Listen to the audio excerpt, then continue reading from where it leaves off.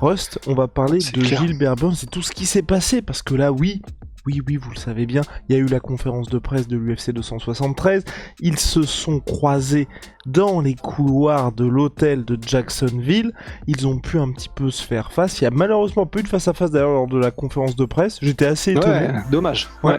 Il y avait d'ailleurs pas Dana White non plus lors de cette même conférence de presse, c'est John Anik, donc commentateur de l'UFC, qui a officié, bon, qui a fait le job, hein, j'ai envie de dire. Ouais, Et- il est cool. Et lors de la conférence de presse, et puis même, on va dire, lors de toutes les interactions, c'est vrai que le côté confiance dont on parle tant aux côtés de Khamzat Chimaev, de mon côté, ça s'est accentué. Est-ce qu'on commencerait-il pas le podcast Par le générique. par générique? Allez, générique. Soit.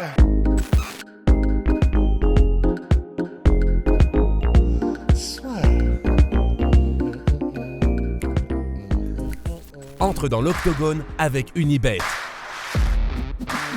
Qui sera le vainqueur du combat? En combien de rounds? Fais tes paris sur l'app numéro 1 et profite de 150 € offerts sur ton premier pari. Khamzat Chimaev, est-ce que là on est dans l'excès de confiance? Souvenez-vous, là on revient un petit peu en arrière. UFC 257, Conor McGregor, Dustin Poirier. A-t-il déjà perdu Gilbert Burns? Ah, c'est bien, maintenant on va pouvoir en faire l'utiliser pour en faire une petite tradition. Non, c'est pas l'impression que ça me donne. Autant on avait donc fait ce fameux podcast avec Dustin Poirier parce que c'est l'impression qu'on avait. Et je le redis. Et il avait confirmé. Voilà, je préfère le redire parce que bon, les gens ont tendance à se dire ouais les gars, vous racontez n'importe quoi. Dustin Poirier avait confirmé quand même. C'est vrai, il l'avait dit lui-même. Mais en tout cas, là, j'ai même pas du tout cette impression. C'est-à-dire que là, les impressions que j'ai des images qu'on voit des UFC Embedded, il y en a eu 4 épisodes pour l'instant, des conférences de presse, des interviews de Gilbert Burns. En vrai, j'ai pas l'impression. J'ai vraiment juste l'impression que j'ai en l'écoutant et en le voyant et en voyant juste, suivre la Fight Week le plus normalement du monde. C'est juste, il en a vu tellement. Il est passé par tellement de stades. Il a été le jeune prodige invaincu. Il a été combattre pour le titre. Il a été à un moment donné difficile dans sa carrière où il y a des victoires, des défaites. En fait, comme il a déjà tout connu, même s'il est encore relativement jeune, je crois qu'il est quand même à 35, mais il y a vraiment cette sensation de jeune vétéran en fait. Tu vois, c'est pas non plus Dan Henderson, c'est pas non plus Randy Couture, tu vois, en termes de marathon et d'âge. Mais il y a une espèce de, je le sens pas du tout genre écrasé par une pression ou écrasé par l'événement. Juste, je le sens en mode voilà, bon, il sait que ça va être un combat difficile, il sait que en face c'est quand même voilà, il y a de la hype, mais j'ai l'impression que vraiment ça lui fait ni chaud ni froid quoi. T'as pas l'impression, mais est-ce que Khamzat Chimaev a la pression, Big Rusty? Parce que moi, c'est le petit truc que je suis en train de me dire. Il a l'air extrêmement impatient, et notamment lors de la conférence de presse, tu vois. Il se met peut-être dans une espèce de situation où il est obligé d'en rajouter, tu vois, de dire je vais le mettre KO au premier round, je vais le finir au premier round. Quand il répond aux questions, tu le vois, on sent très énergique comme à l'accoutumée. Là, je le sens presque trop énergique, alors que c'est vrai que pour le coup, Gilbert Burns, il y a ce côté un peu, tu vois, vieux briscard, père tranquille, qui a l'habitude de ces grosses échéances et qui dit bah de toute façon, ça va être samedi, tu vois, et c'est Khamzat qui à chaque fois, non mais t'inquiète, on peut le faire dans le couloir, on peut le faire dans les backstage. On dit bah non, enfin dans Ouais. 2 jours on va en découdre.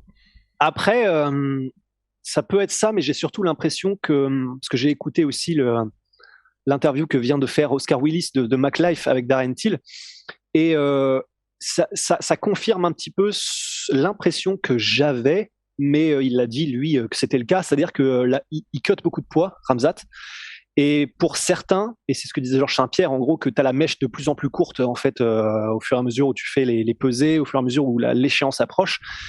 On avait, à moins que je me trompe, mais on n'avait pas encore eu pour Khamzat de Fight Week où c'est lui l'attraction, genre attraction, où il y a des conférences de presse où il est dedans, etc. Donc en fait, ça se trouve là, on le découvre tel quel, mais lors du dernier combat, c'était contre Li Jingliang, il y avait la conférence de presse à Abu Dhabi. Mais c'était pas, il était attendu, on lui avait posé pas mal de questions, c'était sa première vraie conférence de presse, mais c'est vrai, t'as raison, il n'y avait pas ce côté, troisième combat de la soirée. Parce qu'en fait, moi, ce que disait Darren Till, c'est ils évoquaient Khamzat, donc ils ont parlé de leur amitié, tout ça, comme d'hab. Et à un moment donné, ils ont évoqué, en gros, Darren Till a parlé du weight cut et de comment est-ce que le comportement de Khamzat change. Et c'était très intéressant parce qu'en gros, Darren Till disait, moi, quand je faisais mes weight cuts en welterweight, il cutait énormément, on le sait, et ça le mettait dans des trucs. Enfin, en gros, il redécrivait qu'il y a des moments en weight, il devenait aveugle tellement son corps n'en pouvait plus, en fait. Donc, c'était ce genre de weight cut, tu vois. Et en gros, Darren Till disait, ouais, voilà, à l'aise, quoi. C'est fou quand même quand on y pense, putain, les mecs deviennent aveugles. Et que 48 heures après, ils vont affronter un tueur à gages qui est aussi préparé qu'eux. C'est de la folie, c'est vraiment de la folie. Et en gros, il disait ça et il abondait en disant, et Khamzat, c'est un peu pareil. Et Khamzat, là, il est pas dans la même humeur que d'habitude. Normalement, il fait beaucoup de blagues, il est très, tu sais, il répond beaucoup, c'est vraiment, c'est fun. Et là, Darren Till disait, là, on n'est plus là-dedans, en fait. Là, il est vraiment dans un mode différent. Et ça se sent. C'est vrai que ça se sent.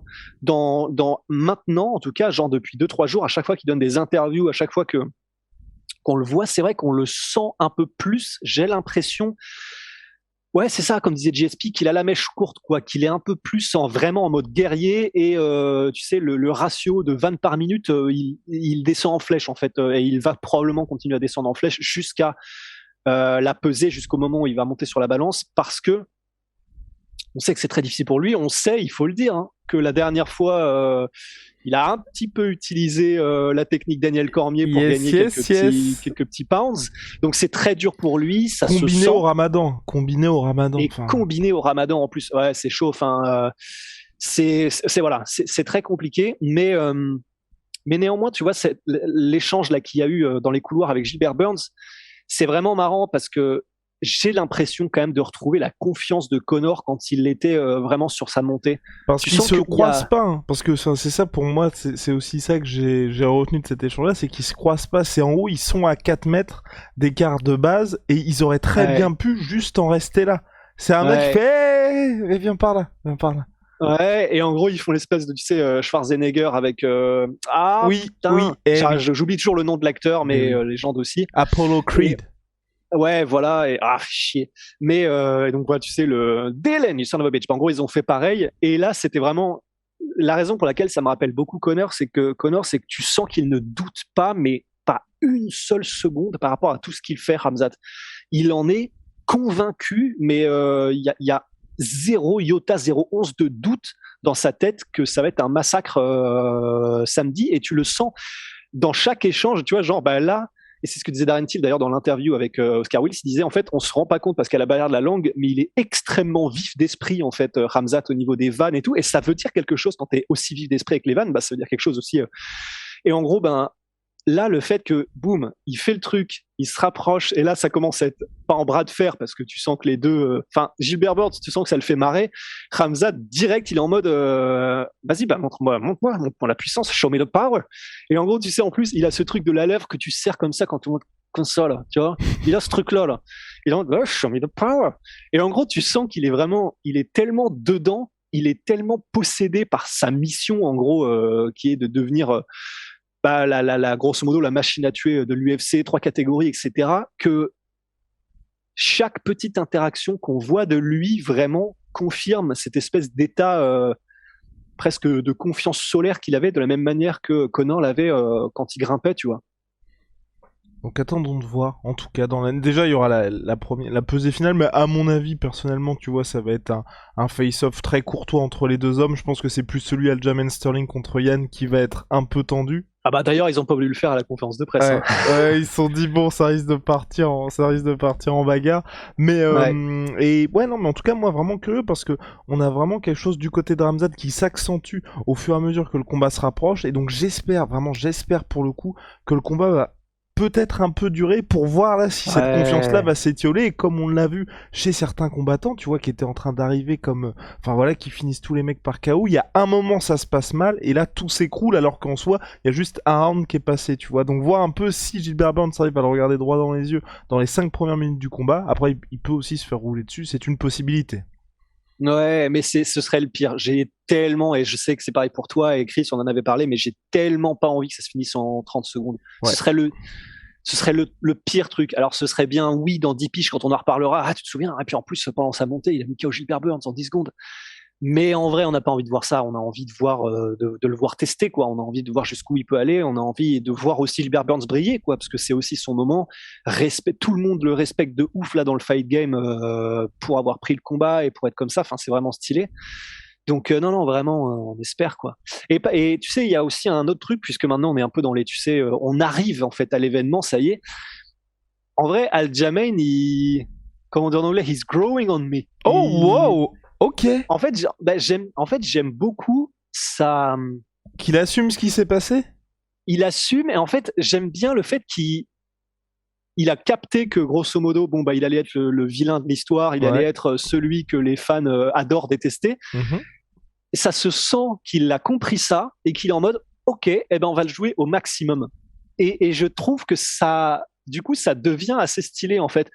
Et ce qui est stylé, c'est aussi que ben là, comme il embrasse vraiment ce personnage, à chaque fois qu'il y a des interactions avec Petrian, bah, il y va à fond. Et il y a vraiment un côté stylé, je trouve, parce qu'en face, c'est quand même un monstre, quoi. C'est quand même Petrian en face, et le fait qu'il assume autant, qu'il titille un peu l'ours Petrian, j'aime beaucoup. Enfin, j'adore la dynamique, en fait. J'adore la dynamique du gars qui, bah, ça reste Aljamain Sterling, c'est-à-dire que même si on a donné nos pronos et même si on voit Petrian gagnant, c'est un hitman, Aljamain Sterling. Et du coup, j'aime beaucoup le fait qu'il soit en mode, allez, on va même pas respecter Petrian, on va le trash talker, on va faire avec son, tu sais, il se balade pendant Embedded avec son livre Les règles du MMA pour les imbéciles. Enfin, j'aime bien, vraiment j'aime bien, parce que, et ce sera mon dernier truc, tu vois, pour pas qu'on parte en monologue, que je parte en monologue tout seul, mais il y a des gens, tu vois, genre en JJB, Marcelo Garcia, ou en MMA, Fedor Emelianenko. En gros, comme les gars sont presque, tu sais, c'est devenu presque ouais, ce sont des légendes absolues, tu vois, dans leur domaine. Et comme ils n'ont jamais dit un mot plus haut que l'autre, qui n'ont jamais, bah, si quelqu'un les trash talkait ou les poussait dans des pesées, vraiment, ça ferait bizarre et personne n'aimerait trop ça. Là, en fait, il y a le côté, bah ouais, c'est un monstre absolu, Petrian, mais le fait qu'il triche, mais comme un salaud, et il l'avait fait même, bah, du coup, c'était au Brave, je crois, en donnant des coups de tête, bah là, il met un coup de genou, le pire coup de genou de l'histoire des title fights. Bah, ça fait que, tu vois, ça passe un peu plus le fait que Aljamain ne le respecte pas et soit en mode trash talk et tout, et ça donne une dynamique intéressante vraiment que j'aime beaucoup, tu vois. À partir de 4h du matin, on sera en live sur Twitch, bah c'est la sueur, vous tapez ça. On sera là pour toute la main card, on avait bien apprécié, puis je pense que vous aussi, la première expérience sur de l'UFC 272, et là nous réitérons. Big Rusty, bah je vais te souhaiter une très très bonne journée, on se revoit très vite. Big shout out avec Sweet Pea, Sweet Protein. Wow, moins 38% sur tous mes protéines avec le code la sueur. Venom, sponsor de l'UFC, sponsor de la sueur. See ya.